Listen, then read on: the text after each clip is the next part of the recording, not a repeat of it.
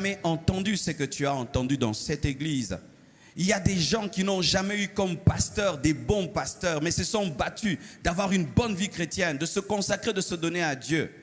Mais toi, en dépit de tous les enseignements que tu connais, que tu reçois, tu ne portes pas des fruits, comme si tu priais dans une église hérétique, une secte. C'est ça vraiment des fois dommage. Des fois, nous ne comprenons pas la valeur de la connaissance. La valeur d'avoir des serviteurs qui nous disent la vérité, qui nous prêchent la parole sans ambiguïté, qui nous présentent la parole telle qu'elle est, que nous soyons en colère ou dans la joie.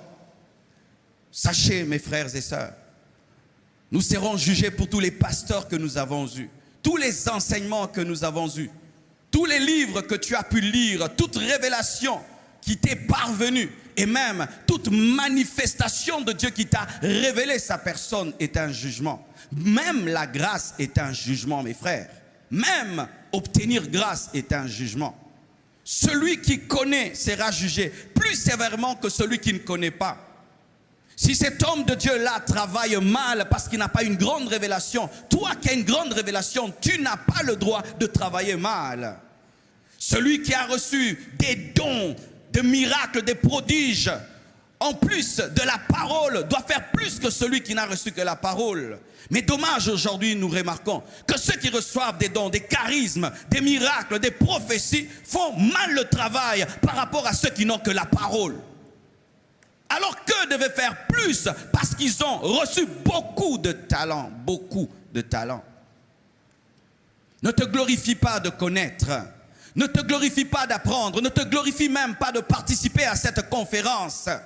Car Dieu, après t'avoir enseigné, t'avoir parlé, attend que tu puisses pratiquer.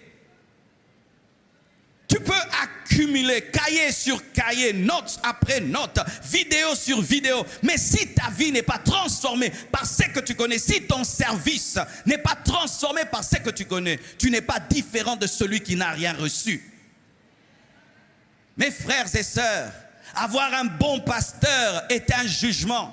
Avoir une bonne église est un jugement. Avoir une bonne épouse est un jugement. Avoir des bons enfants est un jugement. Avoir des bons amis est un jugement. Car Dieu te dira, à toi j'ai donné ceci et cela. Mais qu'as-tu fait?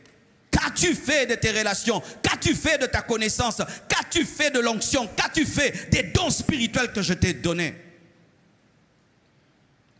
Et nous voyons cela dans l'histoire de Moïse.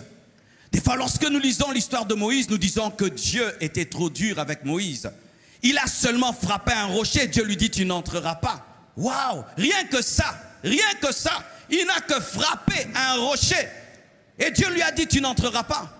Mais Israël a péché plusieurs fois. Il a commis de l'idolâtrie, il a commis plein d'iniquités. Mais Dieu ne lui a pas dit « tu n'entreras pas ». Mais Moïse, une seule fois seulement, a frappé au lieu de parler. Dieu lui a dit, tu n'entreras pas. Vous savez pourquoi? Moïse avait beaucoup reçu. Moïse avait une connaissance supérieure de Dieu. Par rapport à Israël, il ne pouvait commettre une telle erreur. Vu son niveau de connaissance, son niveau de révélation, Moïse ne pouvait pas commettre une telle erreur. Pourquoi? Il était dangereux. Dieu lui avait beaucoup donné. Il était très élevé de sorte qu'il pouvait devenir une idole et un Dieu. Car si un Moïse commence à se permettre de faire ce qu'il veut, mes frères, il va devenir un Dieu. Il y aura la religion de Moïse. Plus Dieu t'élève, plus Dieu t'approche de lui, plus Dieu te révèle, une partie de lui te révèle sa parole et se révèle à toi. Sache que c'est une bénédiction, mais à la fois c'est un danger. Il était trop proche de Dieu pour commettre une telle erreur parce que le peuple pouvait changer son image et commencer à croire que c'est Moïse qui était l'Éternel. Ainsi, Dieu ne pouvait avoir un Moïse rebelle en Canaan parce qu'il allait créer un culte de Moïse. Il a tué pour qu'il n'entre pas de peur